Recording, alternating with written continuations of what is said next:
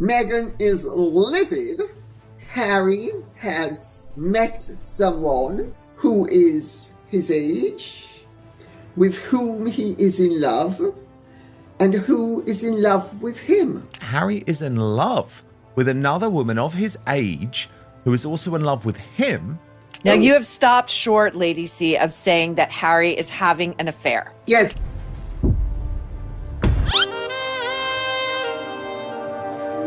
No. I tried so hard. Harry may allegedly reportedly have another woman who Harry is quote unquote in love with and who is quote unquote in love with Harry. Meghan found the text on Harry's phone herself.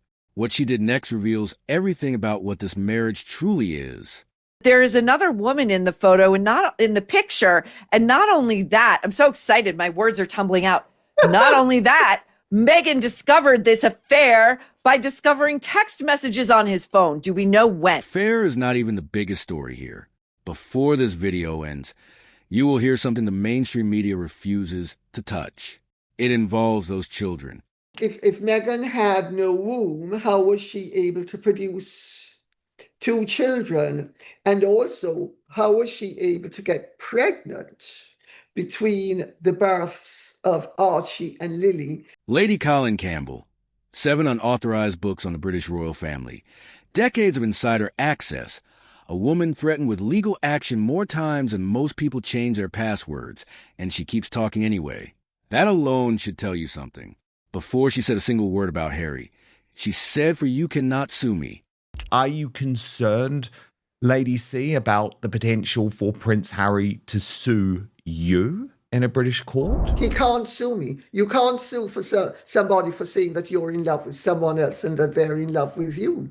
There's no crime in being in love with someone, irrespective of your marital status. Think about what that actually means.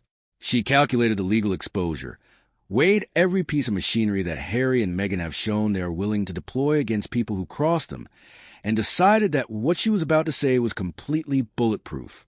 Under British law, accusing a married person of having a sexual affair can be considered defamatory. So, she was precise. She described 2 healthy adults in their 40s who are in love. If you accuse somebody who is married of having a sexual affair outside of their marriage, that can be regarded as defamatory. The old standard of the person on the London omnibus kicks in terms of the reputation in terms of anything sexual. What do adults in love do? She asked. Discuss Kant and Schopenhauer. She smiled. Someone get the champagne, then the sources. U.S. government, level liberal Democrats verifiable. Check people who approached her completely unsolicited. People who witnessed what was happening and chose her specifically because they knew she would verify every single detail before saying a word publicly. I am saying that 2 healthy, vigorous 40-something-year-olds in love would never resort to carnality. Oh no, of course not. They would stay on the highest planes of philosophy, discussing the relative merits of Kant versus Schopenhauer. And I think you can draw your own conclusions as to where I'm coming from when I say something like that. Because because this is the United Kingdom, for legal reasons. Harry has met someone his own age. She is in love with him. He is in love with her. Meghan found out when she discovered texts on his phone. Then came the detail that reframes everything else in the story. Nobody knows how long this has been going on. Prince Harry, by your very well-sourced report, has fallen in love with another woman. Yes. Please spill. Fun. Isn't it fun? And it's incredible. I'll tell you, Maureen, it absolutely dropped in my lap because Really? somebody, they are connected officially on state level in America. So I can't, I've sworn to secrecy, but they are very well connected. I didn't know them from Adam. The word that stopped everything cold. One word. Meghan's reaction when she found those texts. Livid, not heartbroken, not devastated, not disconsolate, livid. Grief and fury are not the same thing. A wife who discovers her husband has feelings for someone else feels grief. A woman who discovers a person she controls has found a connection outside her reach feels fury. Her own sources confirmed it. Meghan was livid, but not enough to give up on her brand, which includes Harry's connection to the king. Read that again. That is not a woman losing her marriage. That is a woman losing a business arrangement. He's fallen in love with her. They have been seen out and about, and he's in love with her, and she's in love with him, supposedly. Now, So, you have stopped short, Lady C, of saying that Harry is having an affair. yes, because under British law, if to do that would open me up to the possibility of libel. The fury was never about love. It was about leverage. Cast your mind back to the Oprah interview. Harry holding her hand across those garden chairs in front of 49 million people telling the world she was his person. Hold that image right now. Then hold the word livid next to it. Something never added up. Meghan is livid, but I'm going to quote, but not enough to give up on her brand, which includes Harry's connection to the king, nor is Harry about to leave his children, whom he loves dearly. Most of you knew that long before Lady C said a word. But here is what nobody can answer. Nobody knows how long Harry has known this woman.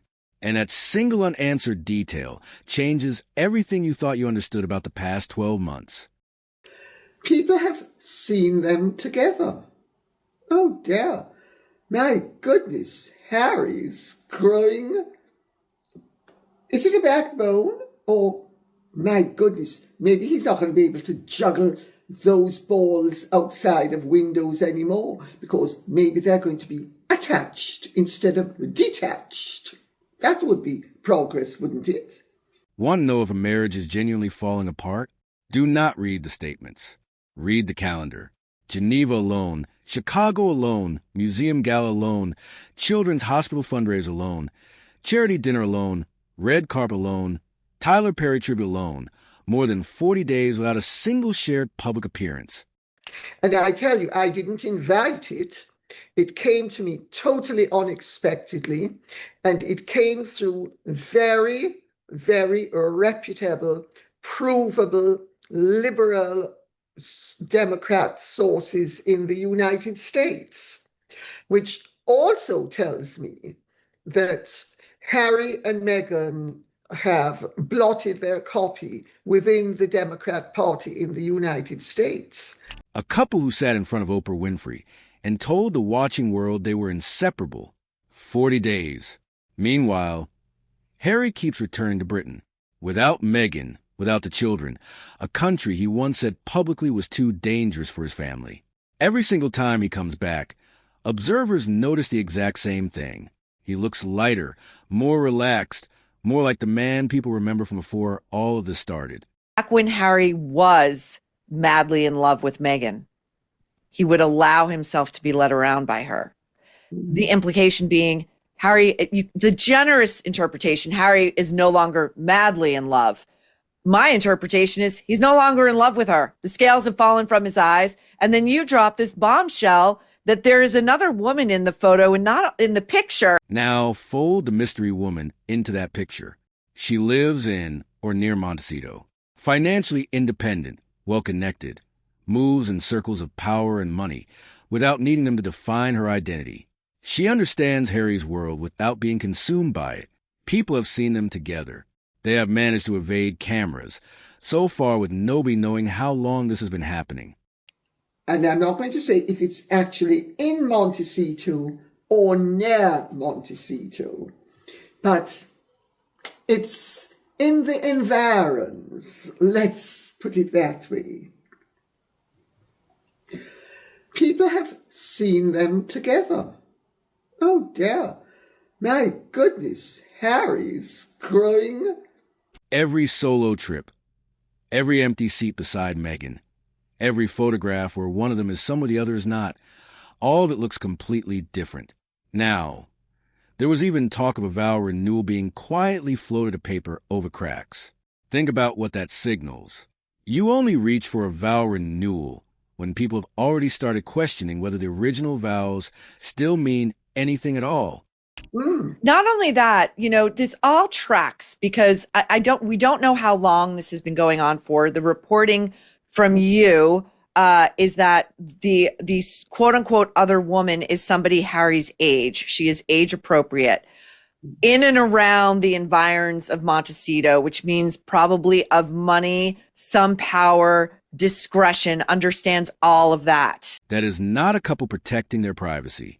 That is a team managing a serious perception problem. Separate Instagram accounts, separate Netflix projects, separate brands, separate social media identities built around completely separate narratives. Everyone politely called it a professional arrangement. Very modern, very mature. But you do not untangle your entire public life from someone you're still genuinely in love with. These separate lives did not begin with a text message. They began with a spreadsheet and a business plan. And once you see it that way, you cannot unsee it. Harry and Meghan have blotted their copy within the Democrat Party in the United States, because this is something that, why was I chosen to be told? I know I was chosen to be told because they knew that I would be able to check them out and I would go with it if once I found out that they were genuine sources. But these are people who have witnessed what's going on. Paris Fashion Week nighttime Meghan in the back of a car feed up filming her shoes, posting it to Instagram as a glamorous travel diary moment. The route passing within a mile of the Pontalma Tunnel. Most of you watching right now remember where you were. August 31st, 1997. You watched the flowers pile up outside Kensington Palace. You watched a 12-year-old boy walk behind his mother's coffin in front of the entire world and felt something that has never quite gone away. This is her in the car videoing herself with her legs up as she went past the tunnel in which Diana Spencer was so tragically killed in Paris. This is gross and grim and deranged on every level. Harry has spoken publicly many times about what that tunnel means to him. Stories involving cars and photographers in Paris at night still haunt him. He was 12 years old when she died. Some part of him never stopped being 12 years old when it comes to that tunnel. That wound never closed. It never will.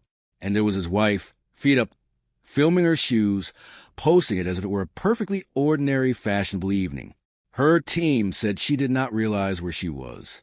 Well, how about having some thought towards your husband's feelings when you're in the same city his mom died in, running around, having a joyride in Paris near where she lost her life? People who travel at Meghan's level do not travel without advanced teams. Routes are planned. Locations are scouted. Context is always considered. That is baseline protocol for anyone at her level of public visibility. The question is not whether she knew. The question is how nobody in her entire professional orbit flagged it before she pressed record. Multiple commentators independently reached for the same word when they saw that footage. Sociopathic. Especially when he's on the BBC saying that it's not safe enough for my family in the UK, but it's safe enough for Meghan to be alone in Paris, literally engaging with the paparazzi you say killed your mother. Now place that image directly next to what happened at Highgrove. Harry went in to see King Charles first alone. Then the children were received. Then last of all, Meghan was granted entry. For anyone who understands how the palace operates, that sequencing is not accidental. It is not a scheduling issue. It is a statement delivered without a single word spoken publicly. King Charles has officially met Meghan, Harry, Archie and Lily at Highgrove House, his Gloucestershire country residents. It is. At the heart of it, it's grandparents meets and reunited with his grandchildren. That's the initial thing that you have to look at, the human element of it. The king received his son. The king received his grandchildren. And the woman, who spent years telling the world the palace mistreated her, stood outside a closed door and waited. That information did not come from Harry or Meghan. It came from people connected to the royal family, who knew exactly what was happening in real time and made sure the world found out. Meghan reportedly arrived with a list of demands. She left having stood in a corridor while the meeting she wanted to control happened entirely without her. That is not coincidence. That is a message. It's been a never-ending soap opera to get to this stage. Will Meghan come over? Where were they staying? All that. Will she appear at any of the events that he was scheduled to go to? And then, of course, the court case, which went so horribly wrong for Harry, has added to the... and Meghan, as a result, probably deciding to keep a back seat on all things, including yesterday.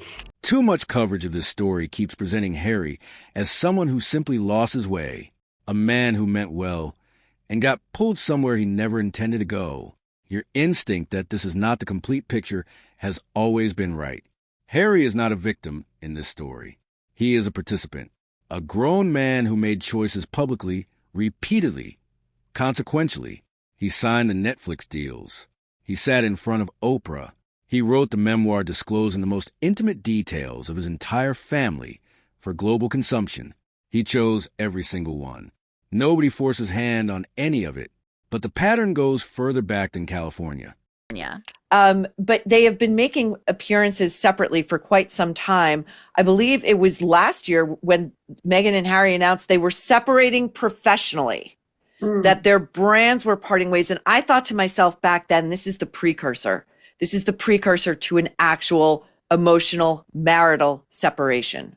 Chelsea Davy, 7 years on and off. Harry testified under oath that relentless media intrusion destroyed that relationship. There is truth in that testimony. But people who actually followed that relationship at the time tell a different part of the same story. He was not faithful to Chelsea. He had affairs with other women while they were together. She got upset. She eventually left. Yeah, he loved her a lot, and she really loved him, and they had great fun together, and he liked it because she wasn't worried about the royal family. That wasn't a big deal for her. She just fitted in very easily. And that, according to people close to the situation, was entirely his own doing. Not the tabloids, not the palace, him. The palace, him. So he started having affairs with all sorts of other girls, and she got very upset, and he didn't go and see her for a long time, so she went off and left him. Now, that's his fault, 100% his fault. Then Creasa Bonies watched what happened to Chelsea, looked clearly at the road ahead if she stayed, and walked away before the same thing could happen to her. Two women both genuinely cared for him. Both left because of who he actually was when no cameras were pointed in his direction. You watched him serve in Afghanistan. You watched him build Invictus and felt something genuine about what he created for wounded veterans. Prince Harry is heartbroken all over again. Now, of course, this is something that he is never going to admit publicly, especially as his marriage to Meghan Markle crumbled. That version of Harry was real, but so is this one. Pretending one cancels out the other is the exact thinking that has allowed him to avoid real accountability for the better part of a decade. He did not stumble into this situation. He built it piece by piece. And if the information coming next is accurate, he was standing right there when something far more consequential was built alongside it. Well, the reality is that the whole thing has been unsustainable. I mean, this degree of malice and toxicity and destructiveness could not have continued at the rate it was going. And what I found interesting was on the back of all of this information that I got from these very well-placed political people in America, and ironically enough, they are liberal. They're not right-wingers. They are liberal, which Meghan was not simply absent from recent Invictus events. She was banned. The organization Harry founded, the one built around wounded veterans from across the world, The cause that moved hardened journalists to genuine tears told Meghan she could not come. And Lady C's sources went further than that. The Invictus organizers are horrified by Harry's own recent behavior, his language on a podcast appearance, the crudeness of it, the complete gap between the dignity of everything Invictus stands for and the way Harry chose to present himself publicly. The king was prepared to receive Meghan and Harry and the children. Now, do you remember the other day I was saying that things were brewing and that there was a very good reason for the king to receive Harry and Meghan and the children? The one thing the entire world agreed Harry did that was genuinely good has now reached the point of being horrified by both of them. That is not a small development.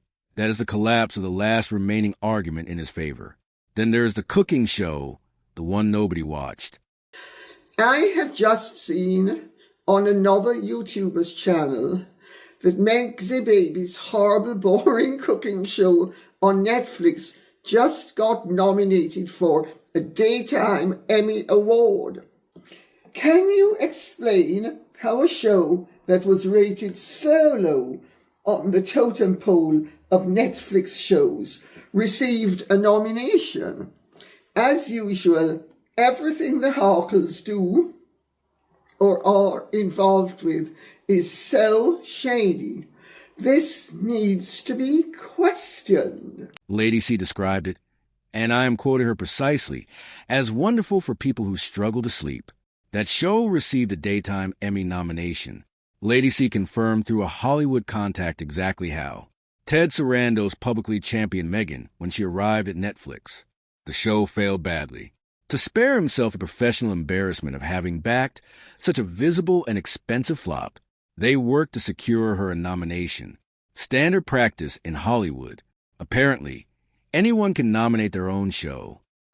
To spare Ted Sarandos the embarrassment of having affiliated himself with a loser like Meghan, they have moved heaven and earth to get it nominated for an Emmy.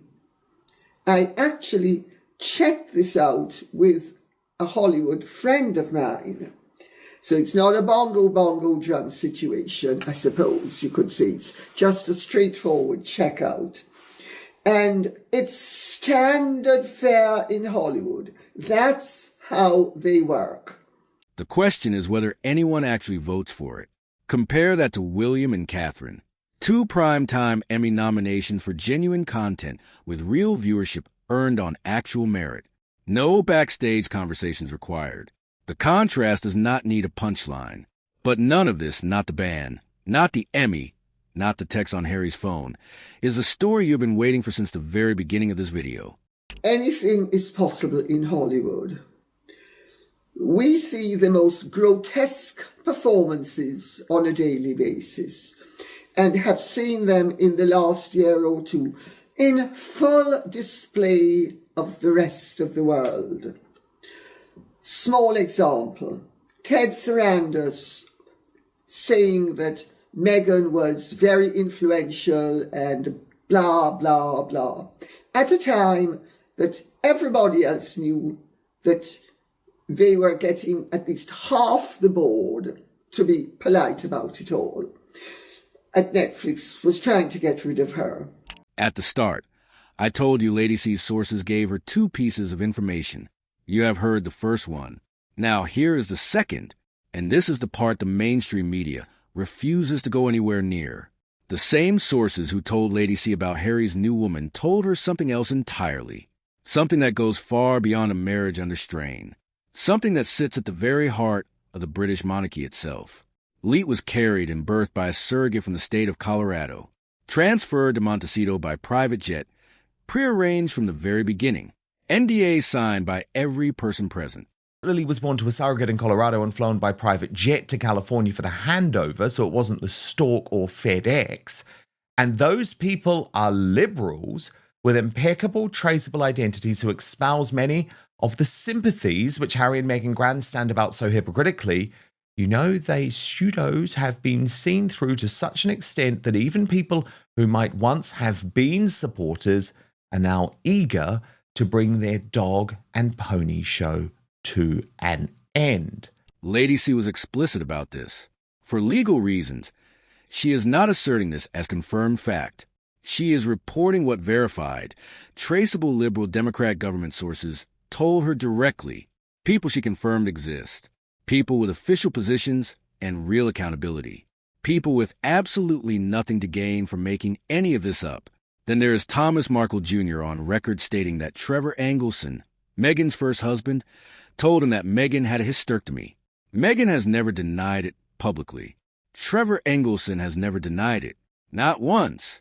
According to Thomas Markle Jr., Trevor told him that Meghan had a hysterectomy. Meghan has never denied it. Trevor Engelson has never denied it. I would not expect Thomas Markle Sr. to confirm it because, as you know, he's a decent man and he loves his daughter. And no matter what has happened, he's not going to be disloyal to his daughter the way his daughter has been to him. If that is accurate, and nobody has stepped forward to say it is not, one question follows immediately.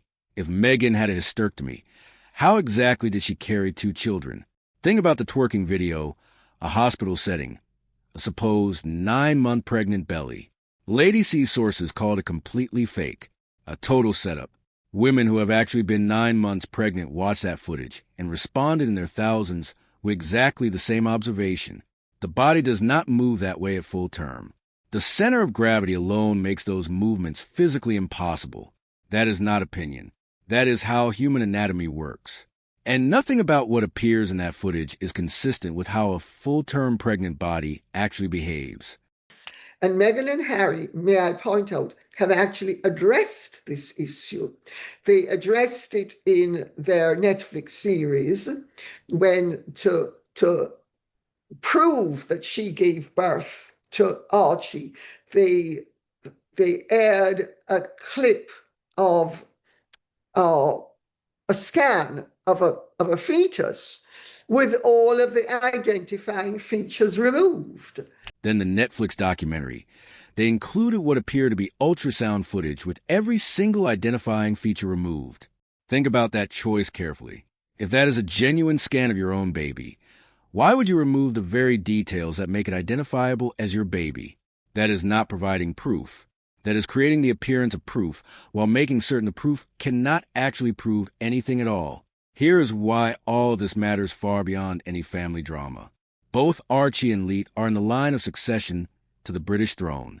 A comment that received nearly 2,000 likes across videos covering this story said exactly what most people watching right now already feel. Nobody actually cares about the affair. People want to know about the children. That is not a celebrity gossip question. That is a constitutional question, and it has never once been answered by anyone in a position of actual authority. Why would, if it were a scan of Archie, why were all of the identifying features removed? It's all of these sort of crazy, anomalous head games. One could almost say mad claims. California is a community property state. Harry and Meghan are approaching 10 years of marriage. That threshold changes everything about a divorce settlement. But more importantly, in any custody battle involving 2 children who carry royal titles and whose grandfather is a reigning king, lawyers start requesting documentation, records, evidence of origin. The questions that have lived only in comment sections for years would be forced into a courtroom. And courtrooms do not accept NDAs as substitutes for real answers. The mainstream media knows all of this. Lady C explained exactly why they stay silent. They fear losing palace access. They fear legal exposure. They wait for a resolution before reporting the journey. But when U.S. government-level sources, verifiable, traceable liberal Democrat officials with real positions, contact a British biographer to discuss what is happening inside the house in Montecito, something has already fundamentally shifted. NDAs cannot hold silence over commission of a crime. They never could.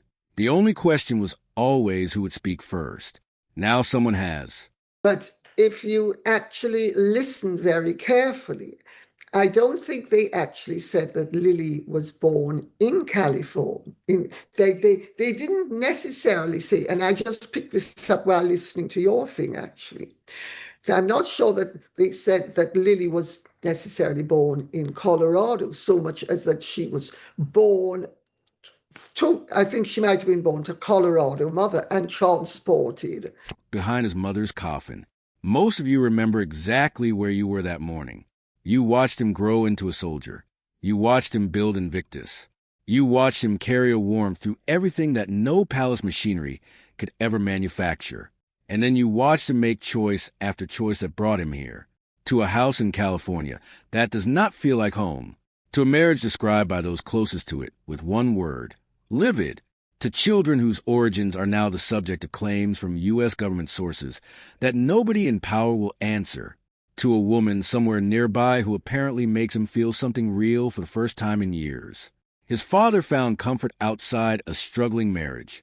His mother paid the ultimate price for the public life she was forced to live.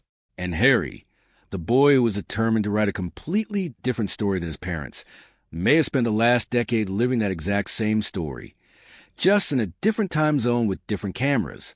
Tell me in the comments, do you think those children will ever get the truth they deserve? The video on your screen right now, watch it next. This story is nowhere near